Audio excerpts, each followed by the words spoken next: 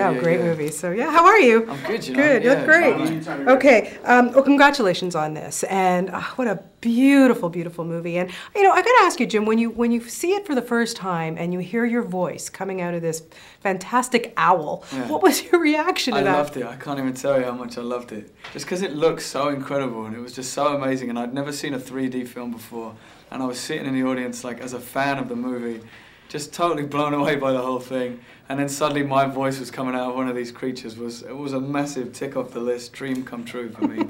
Yeah, I understand that you always wanted to do a voiceover, an animated film. Yeah. Why did you want to do it so badly? Just because, for that reason alone, you know, just to hear your voice coming out of this strange creature or whatever it is, the character that you're doing, is just such a bizarre thing for someone to sort of go through, you know. And I would have done it on, I mean, you know, I was close to sort of doing some other animations that were anywhere near as the league of, you know, and the quality and just the absolute stunning visuals that this managed to sort of achieve, you know. So I was so pleased that I held out and I was able to be a part of this particular film. Oh yeah, it's just lovely. Now, had you been familiar with the books? Did you know about them? No, or? I didn't know about the books at all. And when I was sent the script, and I read the script first and then was introduced to the books afterwards. And then have since given them to nieces and nephews and younger people that I know who are obsessed in the books now, you know. Yeah, it's very popular with kids. And I won't read past the first three because this film's based on the first three, and I want to know I only want to know what happens if we get to continue. You know? I was going to say, hopefully yeah, fingers crossed. I don't want to know otherwise. Okay, so you're an actor. You're used to working across people, real people interaction. For this, you got to work on your own. Yeah. What was that like for you as an actor, the experience? Yeah, it was tough. You know, it was a whole new experience, and you know, you're really forced to kind of use your imagination. I mean, you have to sort of dream up all this landscape that, you know, these animators are going to put in later on. But I mean, at the beginning of the film, Zack gave me this incredible book of, you know, what they hoped to achieve with the animation. It just had stills of what the owls looked like and how they moved and what Soren was all about, and you know, and it was really helpful to just sort of feed my imagination in that way, I guess. How did you develop him? Because Soren is so full of wonder and hope, and you know, and so how does that influence your voice acting? Yeah, well, it was a challenge to sort of get him. He's a lot younger than I am, you know, so it was a challenge to sort of find a voice that wasn't putting on a baby's voice or a kid's voice, which it just wouldn't have worked.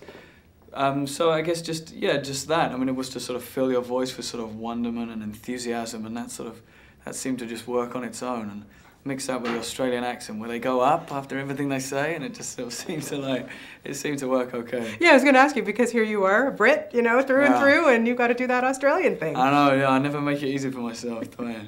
But that's good. That's good to challenge yourself. Yeah, absolutely. And then, you know, there's a bunch of themes going on in this film. But first I want to talk about the sibling rivalry thing. Now, you have a sister, I believe? I've got a brother and a sister. Okay, you have a brother and sister. Very much like so. I've got an older brother and a younger sister. Oh, so perfect. Okay, couldn't have cast any better. Yeah. Okay, so what was that like for you? Did you put that into your thoughts when you know, thinking about your own brother and sister relationship? Yeah, of course. I mean, you do to a certain extent. You know, I mean, you do and you don't. I mean, you know, I'd hate to say that I was deeply like immersed in my, you know, relationships with my brother and sister whilst doing this film, but yeah, you know, when you're making a scene where you've just lost your sister or your brother's turned against you, somewhere in your subconscious you use your own, you know, experiences, and you know, what would happen if that would happen to my real brother, or my real brother treated me like that, or my little sister was captured in that way. Of course you sort of pull on those.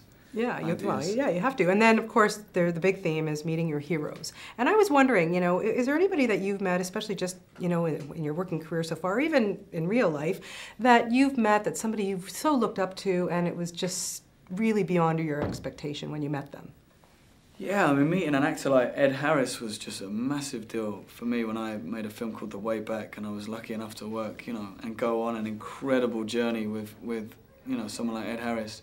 And he's one of the best actors around, you know, so to sort of be in this film with this amazing actor who became a friend, and we went through such an incredible journey, all of us did, you know, as a group of us, you know, that had a pretty similar kind What about Paul McCartney?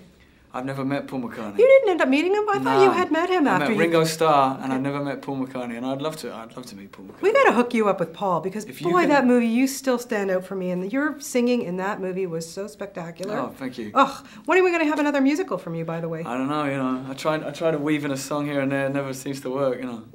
Let me talk to your people. So next up, we're going to see you in a film with Anne Hathaway, which I understand that you just wrapped. Yeah, we finished it on Friday. Tell me a little bit about that. That sounds really great. Yeah, it's a film called One Day. It's based off an incredible, really fun, amazing book by a writer called David Nichols called One Day. And it's a story of these two characters who meet on the 15th of July back in 1988.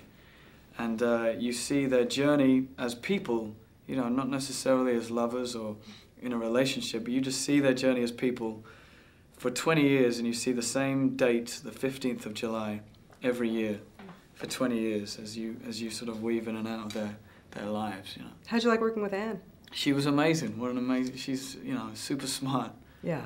Yeah, great. I can't wait to see that. And you know, fun, super smart, all good. Yeah, she's the real deal, yeah, I have to say for sure. Now, but going back to this a little bit, I want to ask you about working with Zack Snyder, because the guy has, his imagination just blows me away. I mean, we've seen what he's given us from Watchmen and 300 and all these movies.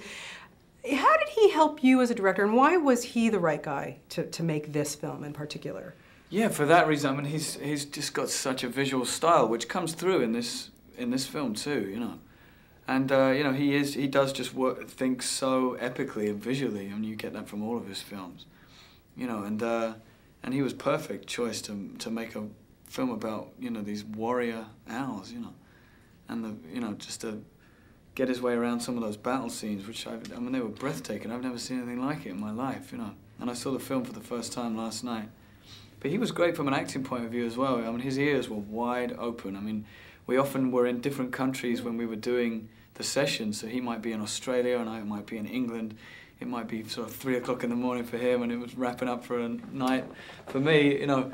But you know, he was so delicate and so listening to all the little nuances of your voice and what would make it sound like it had a little more courage to it, what made it a little bit more courageous, what might give it a bit more sort of youth and enthusiasm. And you know, I'd say, well, try it again and see if it works coming at it from this angle or that angle. And you know, that was impressive to know that his ears were so open and he cared so much about all those little details, you know, the voice. Yeah, well, you did a fantastic job in this, and let's hope we'll have another one from you. Hear your voice again, because you know I do love your voice. So I'll try and weave in a song. I want a song next time. Great talking to you. Nice one.